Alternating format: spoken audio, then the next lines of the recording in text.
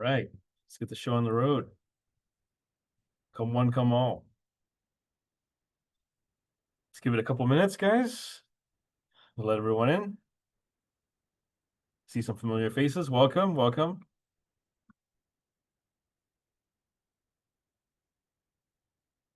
Welcome all. Hello, hello. Couple more familiar faces. Welcome, everyone.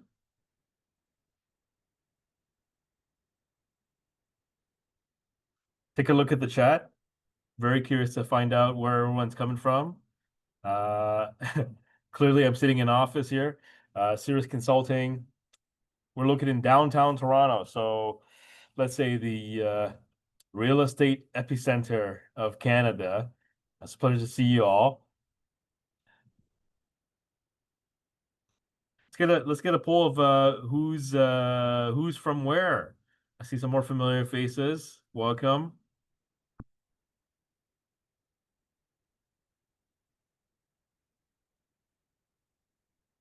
All right. All right. This is fantastic. Okay. Thank you again, everybody, for joining us. We've got a lot to talk about here. Thank you, Sinclair Dental, for hosting this webinar. Tonight's topic, it's a huge one. It's definitely big for those that are looking to start their own practice. Also very relevant for those that are looking to expand their current office. They're looking to renovate. They're thinking, do I stay in the current space I'm at right now, or do I decide to pick up and go? What are the financial considerations that I need to keep in mind? What are the other implications as far as the lease, the legal language? What do I need to look out for when it comes to signing that new lease agreement upon entering my new space or staying in my current space? There's a lot to discuss here. I've launched a poll here. If I can get a sense from everybody um, regarding their current situation, please help fill that out. Okay, let's get this party started here. So, quick disclaimer: I am a employee of Cirrus Consulting. CEs, if you're wondering, they usually get handed out within 2 weeks or so, 10 business days upon attending this webinar. So again, the purpose of today is to go through a number of items here regarding your lease agreement for your current space, or if you're looking for a new space, or if you're looking to get a second office. The lease agreement has become a very significant part of that build of of the dental practice in general. It's the keys for the clinic. It's going to determine what's your patient base. It's going to determine what's the longevity of the clinic, the long-term viability of the clinic at that particular space. The lease is absolutely critical there. It's going to determine how profitable your space is going to be when you're there. It's going to determine the sellability of the clinic, if that can be a word. How able is your asset, your practice, how easy is it to be marketed for sale when it's time to transition. There's a number of things here that are very important, and we'll go through a number of those, of course, today, specifically for those that are looking to do any kind of new build or looking to expand. These are going to be very relevant for you today.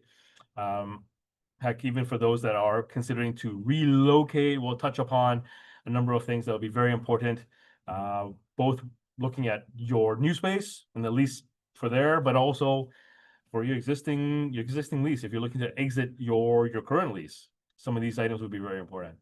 And we'll also touch upon some significant clauses that landlords are now, let's say, hanging on to a little bit tighter. They're not as willing to relinquish such language, and they're looking to add that into language to strengthen their position as the landlord. And of course, we'll have a couple minutes at the end for any Q&A, any questions that y'all may have. Okay, so moving ahead here, let's give you a little bit of background as far as Cirrus and what we do and the experience base upon which we're drawing upon. So Cirrus, we've been around for 30, I should correct that. It says 30 years. It should be 31 years now. And we got started because, simply put, it was a group of dentists that were tired of being pushed around by their landlords. Um, when it comes to the lease agreement, well, that group of dentists found was that whether you were looking to do a new start and get into a new space, or if you're looking to renew your lease, the problem was determining who's really got your back when it comes to lease negotiation. Who's going to represent you the best? Who's going to represent, more importantly, who's going to represent the interest of the dentist specifically, rather than just a tenant in the space. For those that are looking to do new builds or have found their spaces, you would have come across these two familiar entities already. Very importantly, when it comes to finding a space, is in fact the broker. For us, we are happy to partner up with brokers. Brokers are an integral part of that new build process, that space finding process, because of course, brokers, they'll have their eyes and ears on the ground. They're going to have a good understanding of what's coming up for lease, what's coming up for sale if you decide to purchase a building or a unit. They're going to have a good understanding of your rental rates and potentially demographic information as well. The problem has always been how the broker gets paid. So for those that don't know, brokers are paid a commission based on how much rent you pay. So the example I always give is if you have a lease that is 10 years, and for example, the lease value, the base rent represents $1 million in rent, the broker is very likely to get a commission of 30 to 60 grand on average, 3 to 6%. Very typical in Canada. And what I'd say about that is that's okay. That's actually fine, because if they're assisting you with finding your space, finding a location for you, everyone should be compensated for what they do. But of course, there is a bit of a conflict of interest there, because of course, you as the tenant, you as the dental practitioner, you prefer your rent to be as low as possible. But from the broker side, they would always prefer your rent be higher than what you like, because their pay is based on that. So while they're potentially an integral piece as far as finding your space, it's very important to be mindful of their pay structure. In addition to that, we find that, simply put, most commercial brokers, although they may be experienced in finding commercial spaces for a typical commercial tenant, dentists are not typical commercial tenants, not by a long shot. You've got the highest build-out costs. It's very difficult for you to leave. Landlords understand that because, well, of course, you're going to be investing a significant sum, upwards of 250, 350,000 square foot to build out your space. So again, it's very difficult for you to leave. And when it comes to dentistry specifically, on the business side, there's a number of key pieces that unfortunately most commercial brokers aren't aware of. So some of your colleagues, perhaps yourself, you may have referred to a lawyer to help negotiate the lease. And certainly lawyers have their place in this as well. One of the fundamental pieces that they do is they can review the lease. They're very familiar with leases. They can look at some of the legalities of signing that particular document. But depending on the lawyer you're using, they may also not have much experience when it comes to dentistry as a business specifically. More importantly, most lawyers I've spoken to don't have access to any kind of real estate data. And if we're talking about negotiating a lease, one of the key pieces that is frankly missing from both pictures is the data. So what we'd want to do is, if you're looking to negotiate your lease, we want to position yourself from a position of knowledge and information with the correct data in terms of the market, in terms of what others are paying for the area, what should be fair in terms of rent, but also in terms of what. I'll give you an example here in terms of what we've done with other landlords uh, in the country. We've got precedent. We've got over 20,000 leases on file to draw from as a database to leverage against the landlord. In addition to that, as lords don't have real estate data, most landlords, simply put, they want to not only negotiate the legal terms, not only negotiate the financial terms, although to be fair, most landlords are looking for two things: rent and term. Those are very important to them, but they typically want to negotiate those all together because both of those pieces will be integral to the landlord's business. So therein lies where we're drawing our experience from. We fit right in the sweet spot here. We draw from our real estate background. We can gather the real estate data, rent reports, demographic details, landlord information, and of course our 13,000 leases that we've negotiated and our 20,000 leases on file. We can draw from that as well to navigate that lease negotiation. So, I must have said the word lease 30 times now. You might be wondering, why is the lease so important to us? Why is it so relevant? Well, there's a number of things here that encompass that. The first thing is, if you're looking to do anything with a space, the lease will control what you can do with it, frankly. The rules around altering the space, the rules around construction, the rules around something simple as painting the walls. Basically the lease is, if you can call this, it's somewhat like a Bible for the space. It gives you the rule set. It gives you it's a governing document that controls everything you can do with the space. In addition to that, when it comes to items like rent, of course, the lease will control how much you pay in terms of your base rent, your annual increases, in terms of tenant improvement allowance, the landlord providing you money to help build out the space, landlord work, in terms of the landlord providing you money to help build out the space. The lease controls all of that. But also,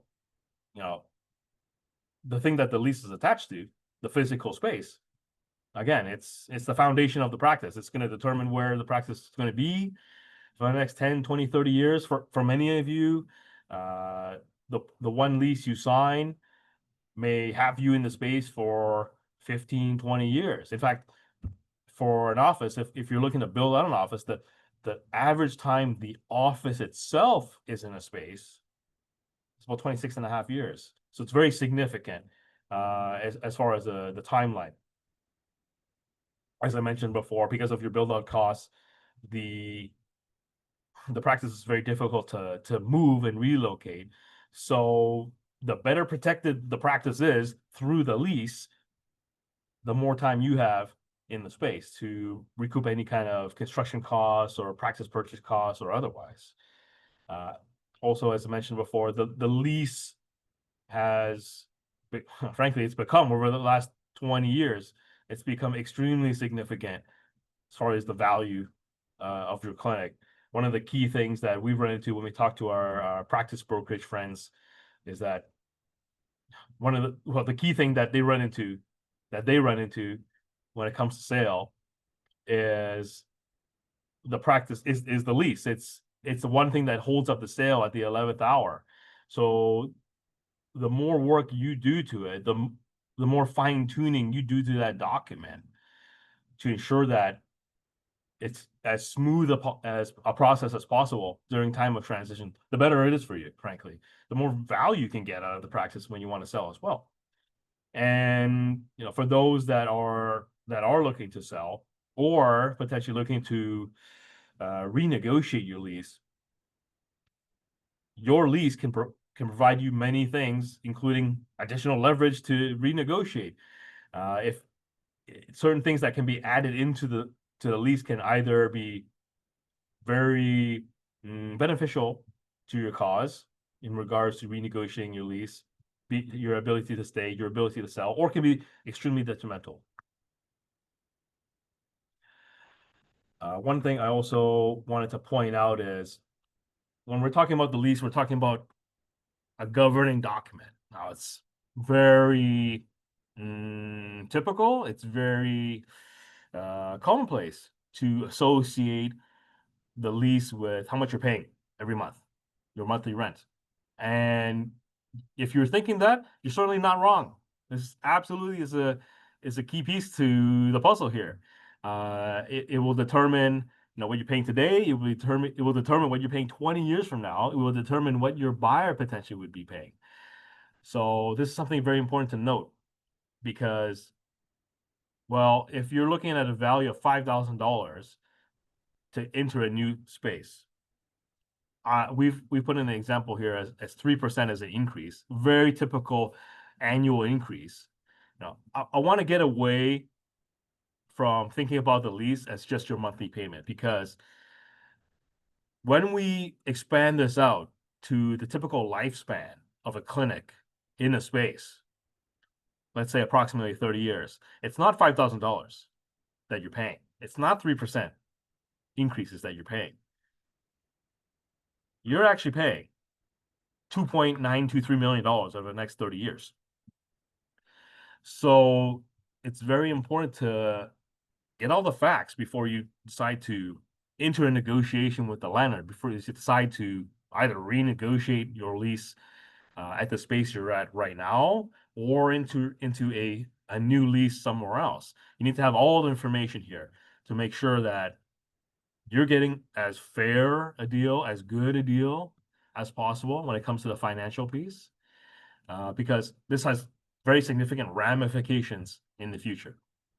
But again, this is one of the key things I want to emphasize is, this is very significant, of course, but for those that have seen a lease before, you'll note that the financial piece of the lease, the base rent, the annual increases, the common area maintenance, this usually is 2 pages of the lease. There's still another 48 to go. So in terms of negotiating a lease, now I want to emphasize as well, obviously $2.923 million is very significant. It's not all doom and gloom, because what this also represents is a potential paycheck to the landlord. This is an inducement to the landlord. This is a way to incentivize to the landlord that, one, a dental clinic is a very attractive proposition for them to have in a space. And two, as a leverage point, it's very important to note that, of course, dental practice on average can stay there 26 and a half years. It certainly wouldn't hurt to ask for additional concessions while you're negotiating your lease, both in terms of the financial pieces and in terms of the legal language in the lease, while you're about to sign up for this significant paycheck, this significant commitment to the landlord. So to give you an example of what's possible here, we had a situation in Etobicoke, closer to us. We're a Young and Bloor in Toronto, where we had a doctor that, simply put, their lease was, candidly, it was absolutely terrible. It was one of the worst ones we've ever seen, completely benefiting the landlord. Not uncommon to have a landlord-friendly lease, by the way. It's pretty typical. Usually when the landlord's drafting the document, certainly if you're drafting the document for yourself, you'd want it to be friendly to you, not necessarily to the tenant, regardless of them being a dentist or not. But in this particular case, this lease was extraordinarily friendly to the landlord, and simply put, it left the tenant, the dentist, very exposed to a number of traps, a number of possibilities, a number of unknowns, both financially and in terms of ramifications to the business that needed patching up. Simply put, there was a number of holes in the ship that needed to get plugged before looking to continue on in this particular space. And part of the process was going through the motions with the landlord to emphasize that, look, we as the tenant, we do have long-term plans for the space, but again, $2.923 million is the carrot that is dangled in front of the landlord to help leverage your leverage. As a result, what we were able to achieve was the removal of a very significant clause in the lease. So this particular dentist, they were looking to expand their practice, renovate their practice. And one of the very interesting pieces with this lease was they had a construction supervision fee. So it's quite unusual that it would be this amount. It usually varies from lease to lease. It's not all standard as far as this particular piece is concerned. But what we saw in this document was that simply for supervising any kind of renovation or construction, the landlord can ask for a sum as a supervision fee, and that sum would be determined based on how much the construction cost would be. Frankly, it's outrageous that this could be put in there. But one thing I need to emphasize to all of you is that, however outrageous the lines may be, this is not just a lease, it's a business agreement. So if the landlord, now I'm being a bit facetious here, but if the landlord decides to write that they can demand that you put a red hat on every time that you enter their premises into the space, they can write that into the lease. So, it's very important to note, it's very important to read through the lease. Certainly there's a significant number of legal jargon whenever you read through a lease. Happy to do that for you. But in any case, when it comes to a lease, it's very important to be sure of, absolutely be sure of what you're signing for prior to signing. In addition to that, as a doctor that they're approaching their 50s, transition may not necessarily be on the top of their mind, but it's a thought. It's a thought, and it's a very, very important piece to get a handle on as soon as possible. Even for those that are looking to, they're just fresh out of school and they're looking to do their first new build. It's much better to fix the issues now rather than at time of sale.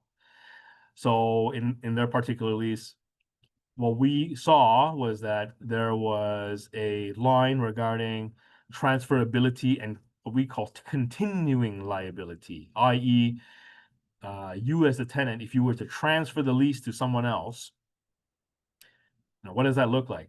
Simply put, the landlord in that particular lease, they wanted the original tenant, the original doctor, to stay on continually liable, even though they may be long gone after the sale. On top of that, what they wanted to have was some concessions as far as the sale proceeds, consideration. So the idea behind that is, it's their space, it's their parking, it's their location, it's their, of course, it would be their demographics to a degree because it's their location. Part of your success in terms of the sale would be that location. So a lot of landlords are now inserting language to take a piece of that potential sale proceed. We find that to be absolutely inappropriate in terms of what landlord should ask for. And so we were able to remove that particular piece from this particular document. In addition to that, some other pieces that would be very useful in the future should they decide to expand. They do have a right of first offer to take over the adjacent unit.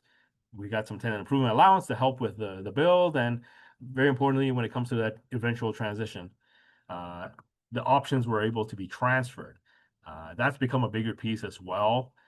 And when it comes to the lease, one of the important things is when you're about to sign a lease, the landlord will of course know you as a tenant. And for those that are looking to do new builds, you could be the tenant for 20 or 30 years in the space. So if I were to purchase your clinic in year 25, the landlord would have known you for 25 years. They wouldn't have known me. So when it comes to the transferability of the options, that's a key piece. We want to make sure that you're going to be able to sell, and you should be able to transfer to anyone you so choose. Importantly, you're going to sell to a dentist. Um, that's something that we'd emphasize here with the landlord. So, you know, those are some of the key pieces that we can touch upon when it comes to the legal provisions of the lease. And again, I want to emphasize that $2.923 million and significant payment to the landlord, but because of that, you had a ton of leverage. You have absolutely a ton of leverage here to get closer to what you're looking for out of the lease. Now, I'm going to go through a couple of data points here as far as other items, other data that we'd use to argue your case, that we'd use to negotiate your lease, to leverage your leverage.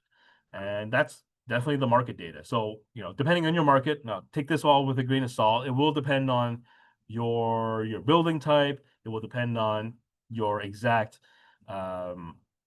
neighborhood. It will depend on what floor you're on.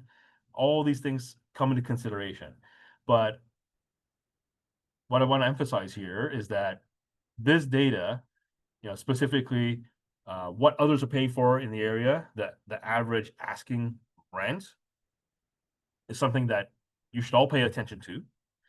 Very important to ask yourselves is, when's the last time you've had your own lease evaluated as far as market rents? When's the last time you compared your lease to market rents? What position are you in right now? These are important questions to ask yourself, because this will help guide your decision as far as whether you should stay in the same space, sign a lease at a space, or decide to vacate and look elsewhere. Also quite important as far as from the leverage standpoint is looking at vacancies. So the yellow line here, the orange line that you're seeing here, will give you a sense of how many spaces are available. What's the situation look like as far as availability? Will the landlord want to work with you? Will the landlord be more willing to work with you, given that there are more vacancies or less vacancies, whichever the case may be? It's very important to get that data prior to entering any kind of discussion with the landlord. And then once we're discussing with the landlord, if you determined that this is potentially a viable space for you based on some of that data, you certainly want to work on some of these financial pieces here. This will also factor into your decision making if you decide to relocate or renew your lease at a current space. So when we're talking about the financials, we definitely want to work on 7 key financial variables. Certainly the first one is going to be the most familiar to you all. It's the base rent. How much rent you're going to be paying per square foot. One of the key pieces there is, using the data that you can dig up regarding the market, you can certainly use that to your advantage when it comes to negotiating your base rent. If you have a situation where you see that the entire market is paying $20 a square foot, for example, in your area within, let's say, 3-kilometer radius for buildings of your type, and you determine that your rent today is closer to $30 a square foot, well, there's certainly something that can be negotiated, that can be discussed with the landlord. Now, I should say that the conversation should be a lot more subtle than, hey, Mr. Landlord, my rent is significantly higher than market. I think it should be lower.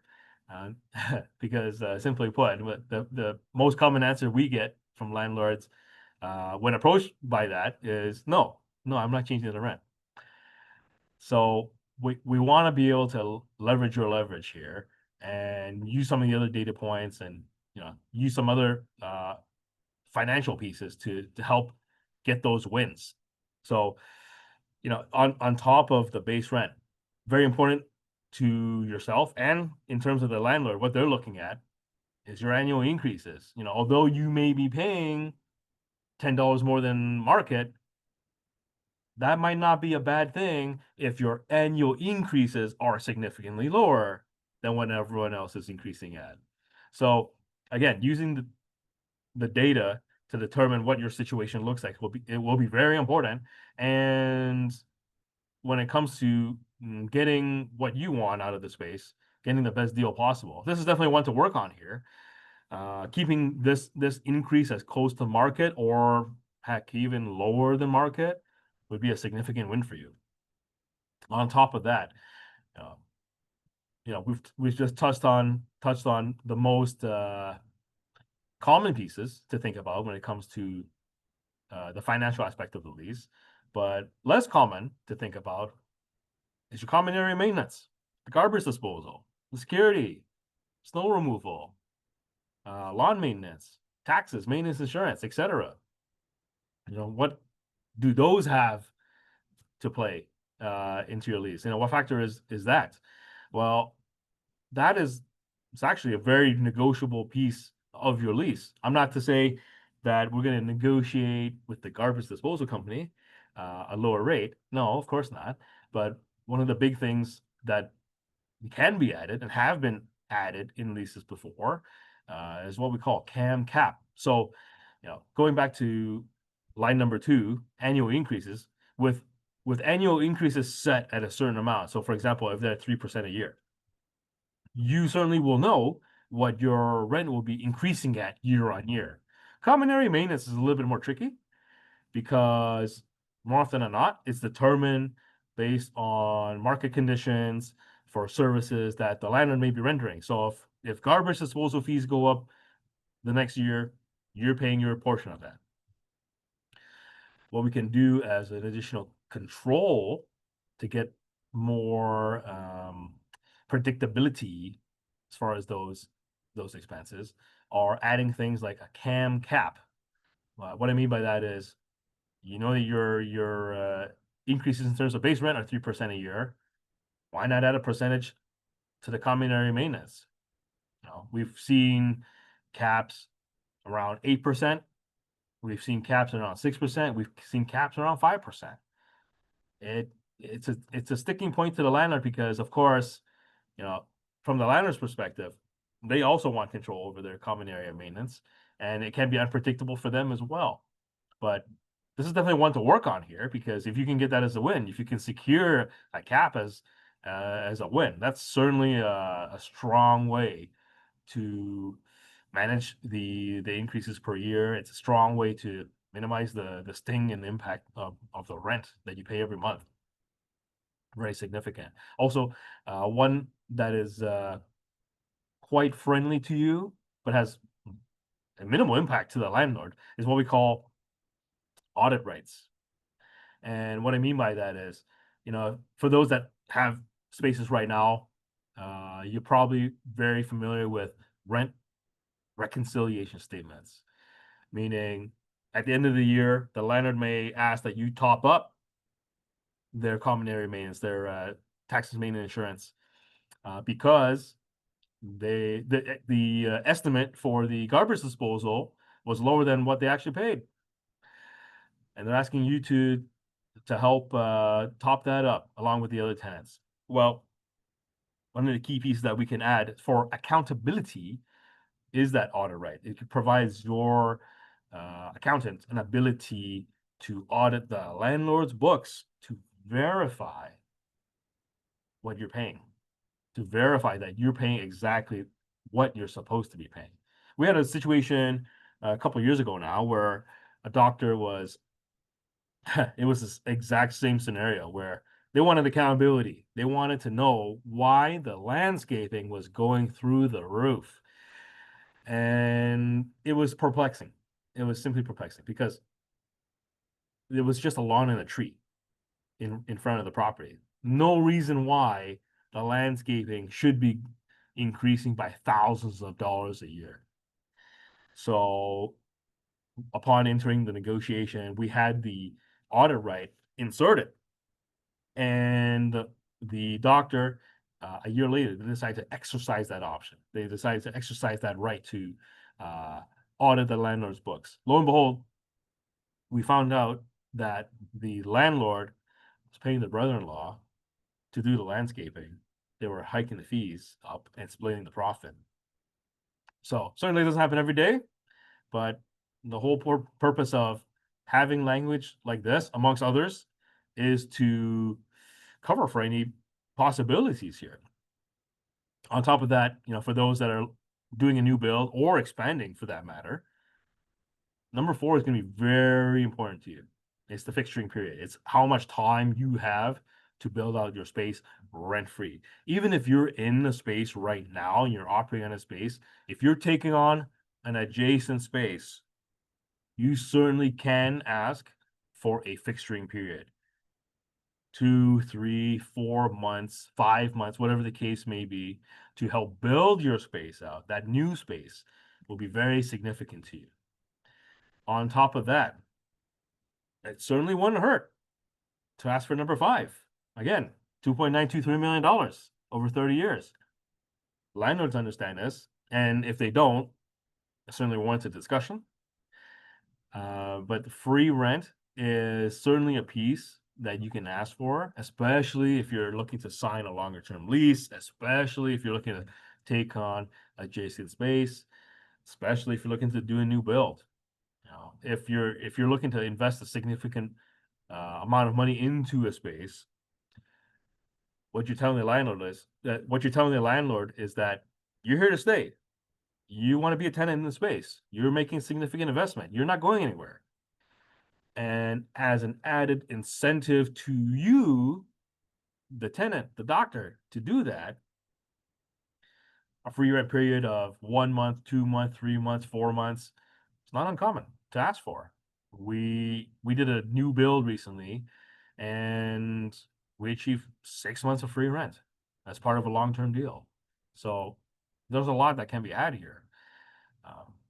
On top of that, even if you're a tenant today and you're looking to, for example, renovate the space, for example, expand into adjacent unit, and this especially applies to those that are looking to do a new build, relocate the clinic, tenant improvement allowance. This is going to be a sticky one. It's an interesting one because what the landlord and frankly the broker as well, if you have a broker, what they'll be emphasizing is, look, the landlord is going to provide you money, $10 a square foot, $20 a square foot, $50 a square foot even. They're going to provide you that money to help build out this space. The interesting part to note, to keep in mind, is what the landlord's business is. And, spell it out to y'all. The landlord's business is to give you a space. The landlord's business is not that of the major banks. The landlord's business is not to lend you money. So, keep that in mind, because if the landlord is saying that they're going to provide you money to build out a space through tenant improvement allowance, they're not the bank. Where is that money coming from? That's a very important thing to note. What we found through our 31 years is that money typically gets baked back into your rent, i.e., in exchange for taking on tenant improvement allowance, the landlord or the broker pumps up the rent to compensate. And while it's important to note, it's not all doom and gloom.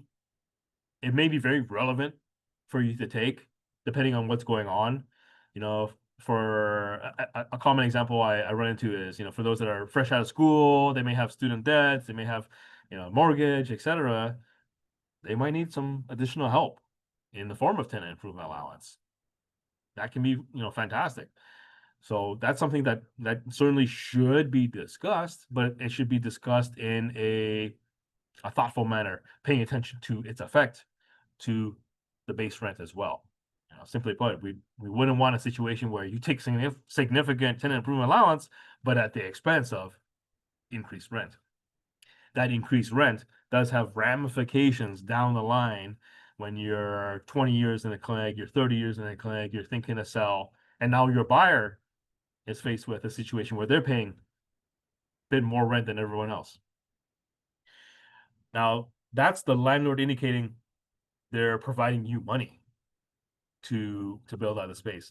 The last piece here is it's kind of interesting because with landlord work, the way I'd frame it is the landlord's not giving you money to build the space. The landlord is paying to build the space for you, i.e., they may have a contractor to do repair. They may have a contractor to put up a wall, a demising wall, whatever the case may be.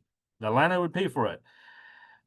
This is a common one to ask for in a negotiation because, again, emphasis on that 30 years of rent for the landlord. You know, as a inducement for you, the tenant, to sign the lease. It certainly wouldn't hurt to ask for additional repairs to the premises. For those that are in older buildings, this is a pretty typical one. If you've got rundown carpet, if you've got elevators that are a bit wonky, they need some attention. If there's some attention that needs to be paid to, for example, the air conditioning, it certainly doesn't hurt to ask to get help regarding that. We did recently a renewal, a 10-year renewal for a gentleman closer to us. And as part of the 10-year agreement, we got the landlord to replace the $20,000 air conditioning unit. It's fair trade, in my opinion, in exchange for signing that hundreds of thousands of dollars of commitment over the next 10 years. A $20,000 air conditioning certainly doesn't hurt to ask for. Now, for those that are looking to decide upon, if you're looking to get into a new space, if you're looking to relocate, if you got an old office right now, you're thinking, you know what, I'm tired of my landlord. Maybe I should just buy my own property. There's a number of considerations that absolutely need to be taken into consideration. When you're looking to buy a property, one of the key things, especially in Canada, this has become a huge topic over the last 10 years, is the cost of it. Properties are not cheap, that's for sure. And if you're looking to purchase one, there's a significant upfront cost. That's on top of the cost of building out your space once you've purchased the property. Now, of course, the flip side of that is once you have it, it's fantastic. You're your own landlord. You have greater control over your space. You can decide what to do with it. I recently talked to a doctor that they own their space. They're seeing redevelopment around their building. They're seeing condos getting put up, and although they want to sell their clinic, they're also thinking about potential redevelopment and potentially selling it to a developer to get an additional paycheck when selling the building. So there's a lot of factors there. There's a lot of pieces that you need to decide here when it comes to, do you decide to buy your own space? Also, one of the big ones as well is, for those that are looking to convert let's say a residential unit into a commercial space, zoning in Canada, changing zoning, especially in the major city centers, it can be very significant as far as time. I've seen as long as 3 years to get something rezoned to commercial for medical use. It can be very difficult. So please keep that in mind as well. Definitely check zoning. Be sure to have all those ducks in a row before you pull the trigger on buying a property. The flip side of this, of course, is if you're looking to lease a space, frankly, there's a lot less headache when it comes to zoning. You'll certainly need to check it, but you obviously you don't need to change the zoning yourself. Like if something doesn't work out, you look at a different space entirely. It also gives you a lot more flexibility because of that. If something doesn't work out in one space, if you're leasing one spot right now, you don't need to worry about selling the building after, especially in these economic times when properties are more difficult to sell. These things can take a while, that's for sure. So being in a lease space, having a lease that's ending in the next 1 or 2 years makes it a lot more easy to relocate to a new space. And the nice piece about this is because we have less upfront cost, you can focus on the business, you can focus on growing the business, you can focus on your equipment, on marketing, on staff, etc. And because of that, you may soon find out that you may need more room. With leasing, you have the opportunity to take on more room more easily. That's something that can be negotiated into the lease. Right of first refusals, abilities to take on adjacent space. These are fantastic opportunities to expand the business. Now, I know I've gone through a lot here with you all, and it gets better because I'm going to cover all these other items here. No, I'm just kidding, guys. It's I know it's a lot. So there's a ton here that potentially should be covered and definitely needs attention when it comes to the lease. Again, I want to emphasize what I said in the beginning was, the financial pieces are very important, but remember that's typically 2 pages, maybe 3 pages of the lease. These type of items here, they encompass everything else. Your ability to alter your space, your assignment language, your ability to sell the clinic. What's that going to look like? It's going to look like to transfer the keys? Demolition clauses for those that are in the major city centers. You certainly would have heard of demolition clauses. The ability for the landlord to essentially evict you with some notice to redevelop the building, the plaza. This is very significant. So before you sign a document, before you consider relocating to a premises, it's very important to note these particular lines. Now, I want to focus a little bit on the demolition clause here specifically for a moment, because if you have a demolition clause in your lease today, or if you see a demolition clause in a space that you're thinking to get into, don't dismiss that. Don't dismiss that as irreparable. That can be negotiated. Now, it depends on the situation, it depends on the landlord, but through our experience, we found that a lot of landlords are very willing to work around their desire to redevelop, their desire to improve their value of their asset, their building, with the demolition clause. They're willing to work around that to have you as a tenant for the right now for the next 5 or 10 years. So please keep that in mind. It's not the death knell of the business. It's certainly something that can be worked out. On top of that, I wanted to just point out this quick example here, something that I find it gets overlooked, especially for those that are looking to move from one premises to another.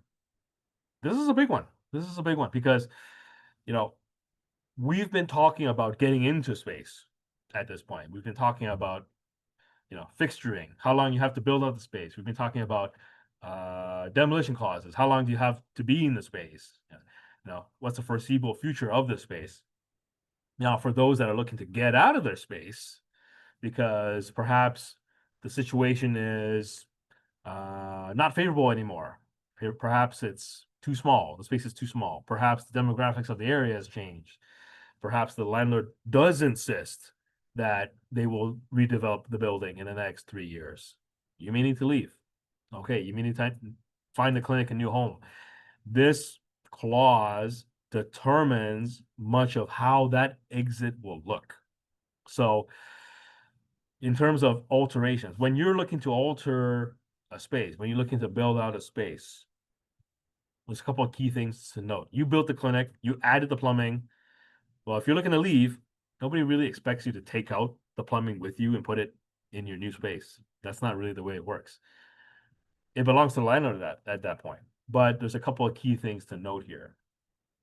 In that, one, again, as I mentioned, when you install something into the space, it becomes property of the landlord.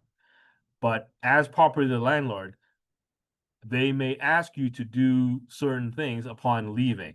The main thing is that they may ask you to restore the premises to a pre-dental condition. So that you'll see that as line item 2, tenant shall at end of term at its own cost remove such leasehold improvements and fixtures as landlord may demand be removed. So simply put, if the landlord uh, knows that you're leaving and they're going to put someone else in there, for example, they're going to put a cafe instead of a dental office in the space. We've got Starbucks coming in. They may ask you to rip everything out in preparation. What does this mean to you? Typically $25 to $30 a square foot is what we see as a demolition cost. Furthermore, some landlords can get a little crafty with this particular piece, the line 3. The big one is that you may remove your trade fixtures, which is fantastic. It's very important to note that your X-ray is yours, your dental chair is yours. But one of the key things to note is the landlord doesn't work in dental. The landlord doesn't necessarily know that your nice cabinet that has a serial number that you're supposed to take with you when you leave, they don't really know that this is a piece of dental equipment, a trade fixture.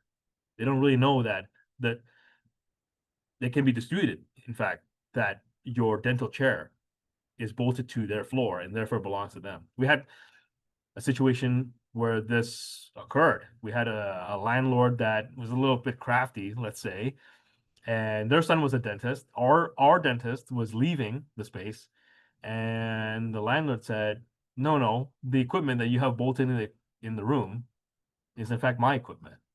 So, all the small pieces here in terms of the language, they really should be hashed out prior to any event like this. On top of that, one of the bigger items that I find is sometimes overlooked is a relocation clause. A big focus is on the demolition clause. It's a termination right for the landlord. It gives them an ability to end your lease effectively. A big one here, though, that is overlooked is a relocation clause. So that it's the landlord's building, it's the landlord's property, you're a tenant in the property, but it's still the landlord's property to determine, it's the landlord's right to determine what they do with the property. And one of the things that I've seen happen is they may move the dentist to a different spot so that they can have a more desirable space for a different tenant. So I ran into recently a doctor that was relocated to the second floor, in fact, so that a major retail shop can be put into their unit, their old unit, and the unit next door. What does this mean to you? Well, it's pretty significant, similar to the demolition clause. If you were forced to relocate, who's paying for it? If you just moved in and the landlord said, no, you know what, I can't have you in unit 101 anymore. I need you to move to unit 204. You might be out significant chunk of change, $2, $3, $4, $500,000, not uncommon. Especially when we're talking about $250 to $350 a square foot, 2,000 square feet. This is in excess of $500,000 as a line. It's quite important to note this. So what you'd want to do is ensure that, well, first of all, if this type of section can be removed, it's more favorable to you. The caveat is, will the landlord give it up? Because this provides a lot of power over their space and a lot of control over their space. So one of the things that can be done to this type of language is amending it, is to make it less palatable, less friendly to them. What if instead of you, the dentist, paying for it, what if they pay for it instead? These are some of the items that we can, work on here to make the lease a lot more favorable and give you that added security when you're about to sign an agreement, either in your current space or somewhere else. And when it comes to that work, so that's, of course, that is the, shall we say, the undesirable relocation. What about a more desirable relocation when business is bursting at the seams and you're looking to grow and you're looking to get more room? A lot can be had. So we work with a Dr. Kahan in Vancouver, And what we were able to achieve for his expansion was 2 months of fixed rate period. In addition to that, options to renew. There's long-term security, long-term ability to stay in the space. In terms of overall funds negotiated for the landlord, both for the tenant, in terms of free rent, in terms of reduction of rent, base rent, also in terms of reduction of detrimental expensive clauses such as demolitions and relocations. There was 870 grand of potential savings there. Also, in terms of other language that may be inserted into your lease, some of the more significant ones I'll point out here. So, in terms of that relocation, again, an undesirable relocation. If you look at line A, this is quite significant because if you're planning a relocation, you'll need to have ample time to, find the space, work out the lease with the landlord, and build. From the landlord's perspective, that time may not be desirable. They may want you to move right away. And in line A, the way this particular one is written, the landlord has provided 60 days to relocate. So for those that have built offices, you'll recognize immediately that 60 days is not a lot of time to build an office. Furthermore, if the landlord is demanding that you reopen for business within that, by that 60-day period, how is that possible? It's simply unreasonable for a dental clinic to be able to open in that time. Now, I should add that language like this is not necessarily written for a dental clinic. Not at all. It's designed for a clothing store, convenience store. And they'll have more of an ability to move compared to a dental clinic. But again, this is why you really should have somebody that has more extensive experience with dental language and understands dentistry as a business to help emphasize this to the landlord. This is very significant. Additionally, line B, in terms of the rent, very common for the landlord to, one, demand a relocation, but also increase the rent as a result, based on the square footage of the space. So that's rather unfortunate. If you're used to paying a certain amount and you're being forced to relocate, you're being forced to pay for the build. Now you're being paid to pay for space that you don't necessarily need. It's not a situation that you'd want to be in.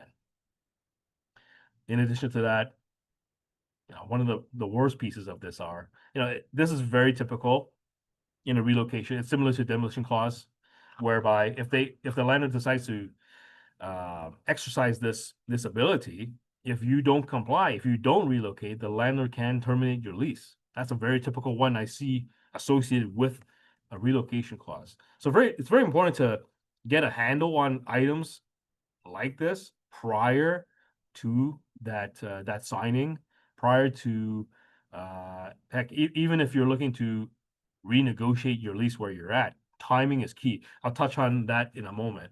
But in terms of the costs of this mistake of having this language, it's clear to see if your build out is $175 a square foot. We're being conservative here.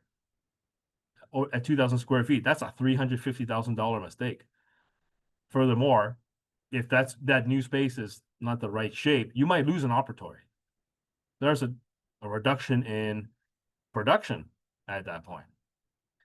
So this particular line can be particularly expensive. There's been a large focus on demolition clauses recently, but this one is something that we've seen be added more into leases, and landlords are becoming a bit more stubborn about it. So what do you do? What do you do about it? Well, the first part is let's get a handle on timing. So one of the biggest tips that I can provide to all of you is that it's extremely important to note when that lease expires. It's highly advisable to have a plan to approach to get all the documents, the ducks in a row, 1 to 2 years before the lease expires. And the reason is this: if you have an intention to leave, one, of course, you'll need time to find the space. You'll need time to negotiate the lease. You'll need time to transition things over if you're doing a relocation. If you're looking to renew your lease, 1 to 2 years provides you with a window to relocate if need be. Now, for those that are looking to renew their lease, that might not be in the books. You might simply want to stay put. That's okay from the landlord's perspective, because you have time to, they don't know if you're relocating or not, if you want to stay. You can use that as leverage in the negotiation to get some of these detrimental line items out. The flip side is also true. Like if you're approaching too early, if you're approaching 4 years before the lease expires, I mean, it's very difficult for you to leave. You can negotiate a new lease somewhere else, but you're likely to pay double rent while you're waiting for your current lease to expire. I don't typically see termination rights, early termination rights in leases very often. So it's very important to get that timing right. The flip side is also true. If you approach the landlord, let's say 6 months or 4 months before the expiry, you're in a lesser position to negotiate. So again, the landlord knows that it's hard for you to leave. It's hard for you to find a space, to build a space. Don't put yourself in that position. It's much better to begin the process 1 to 2 years before. Now, in terms of what we would do, the strategy here, warming up, gearing up for that 2-year mark. What we'd want to do is, first of all, gather all your documents. I'm still shocked to find that some of your peers have no idea where your lease sits. I completely understand. It's not something that comes into mind when you're operating your clinic, when you're thinking about the 8 appointments, the 10 appointments you have today. The concern about where your lease is in the bottom of the drawer, that's not necessarily something that really pops up in the practitioner's head. But again, it's very important to get a handle on, because when you need it, it needs to be all in order. It's absolutely critical. The second piece is, of course, let's get a sense of what you want to do, both with the clinic and personally. The lease needs to align with all of that. The lease needs to align with your plans to transition. The lease needs to align with your plans to potentially relocate, to stay in a space. Let's identify that. Let's get a clear path as far as what that looks like. We'd definitely want to get a handle on, once we have all the documents, we've identified the goals, we take a look at the lease to determine what pieces of the lease align well with your plans and what don't. Let's get an assessment of, what things you need to work on here. On top of that, I mentioned that earlier, we need the data. You need to have as much data as possible to determine what you want to do and what your situation looks like, both in terms of rent, both in terms of market. It's very important to get a handle on, the lay of the land as far as the real estate is concerned. Once you've determined all that, you got all the facts, let's make a game plan. Let's determine how we approach the landlord. Do we have a plan B? Even, if the negotiation doesn't work well for one location, okay, is there a backup? We'll begin negotiating with the landlord. We talk about the economic terms, the base rent, annual increases, the free rent period, fixturing. On top of that, we certainly want to negotiate all the legal pieces, your restoration clause, your relocation clause, assignment, demolition, everything else that's included. And once we've done all that, you don't simply want to sign on the dotted line. It's very important to, again, get all the facts, review the document again, ensure that everything that you asked for, you negotiated, is in fact in the lease. So in terms of next steps, the best thing to do is to get your lease reviewed. Have somebody that has extensive experience in reviewing leases to go through the data, go through the market analysis, go through the availabilities in the area, get a sense of the demographics, even to get a sense of what your area looks like or what your prospective area looks like. Uh, get a sense of things like traffic flow. Get a sense of like your the distance from your home. And once we've done that, get a sense of what your lease looks like in terms of both the financial and the legal language. Now, I know I've run over a bit of time here, but I'll leave the floor open to any questions that anyone has here. I do see that there's a question. This is very interesting. Um, from the landlord side, I'd be happy to talk to you about that off off the webinar. Very interesting piece. The question is, what should broadly speaking, what should the landlord pay for and what should the tenant pay for? That's a that's a been a big sticking point. What we see in many leases is the landlord has the tenant pay for most maintenance items. I've seen the tenant pay for nothing as well. I've seen that I've seen a mix of the two. The key thing here is that it needs to be an agreement. Frankly, it needs to be an agreement that both parties are happy with and agreeable with. And I think it's it requires a lot more conversation with the way you want to structure your lease, the way you want to structure your building, how hands-on or hands-off you want to be with it. That's a bigger discussion, but happy to have a chat with you later on about that. I've launched a poll here, guys, to get a sense of, for those that didn't enter into the first poll, please fill out any questions, ask any questions you may have. I'm happy to talk to you after the webinar as well. Let me know. Let me know if you have any questions or any additional insight regarding any of the terms that I've covered today. I'm happy to help, happy to have a chat whenever you all are ready. I appreciate your time, everybody.